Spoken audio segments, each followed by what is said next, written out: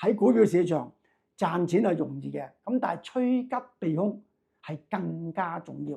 嗱，嚟到2026年啦，如果你問我下一個重點嘅板塊喺邊度啊？市場嘅焦點咧已經轉咗啦，教咗你選股係送出限量嘅弟子會嘅名額，貼身地喺即時地每1分鐘都可以提醒你嘅風險同埋機會嘅。大家好，我係國龍證券嘅林家亨。嗱，話咁快又到年尾啦，今年年尾之前嚟講，哇，港股啊風高浪急。嗱，呢一年嚟講咧，一直跟隨我哋嘅朋友，無論對呢一個9988啦、阿里巴巴同埋呢一個比亞迪啦，甚至乎華新水泥啦，我相信咧喺今年都賺到唔少錢噶啦。只要你嘅分析嘅邏輯對，捕捉到市場嗰個時間嘅焦點，隨時咧都可以賺到錢嘅。咁除咗賺錢之外，最重要一樣嘢就係乜嘢啊？就係趨吉避凶啊！例如曹操出行啦，呢個聖誕節之前嚟講，佢係解禁啦嘛，所以嗱聲就叫你唔好買啊，有貨你沽一沽啊。咁你諗諗，一個星期跌得成30幾個%啦。咁另外一隻係更加重要嘅，美國上市嘅 iRobot， 啱啱我分析完喺經濟通警告咗你，千祈唔好買呢隻股份啊！隔咗2日啫，佢就宣布破產啦。第一日就跌你73%，第二日就再跌35%，2日加埋差唔多已經冇咗86% 咁多噶啦。咁所以咧喺股票市場賺錢係容易嘅，咁但係趨吉避凶係更加重要。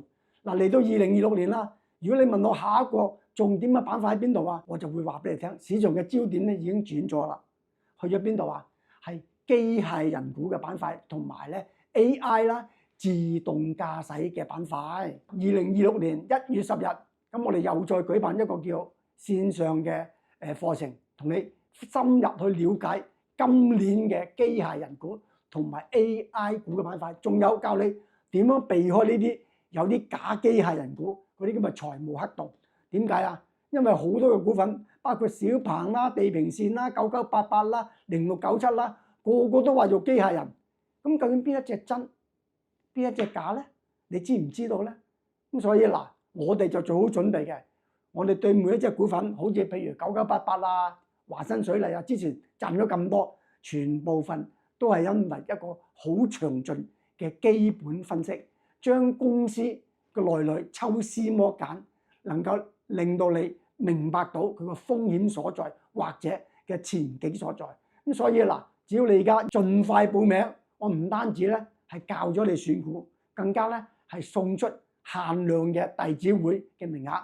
希望喺未來每一天嗰個市場波動之中，我能夠咧好貼身地喺即時地每1分鐘都可以提醒你嘅風險同埋機會嘅。1月10日線上嘅課程，免費弟子會，先到先得，即刻透過我哋嘅 WhatsApp 聯絡我哋啦。嗱，好期待1月10日喺網上見到你。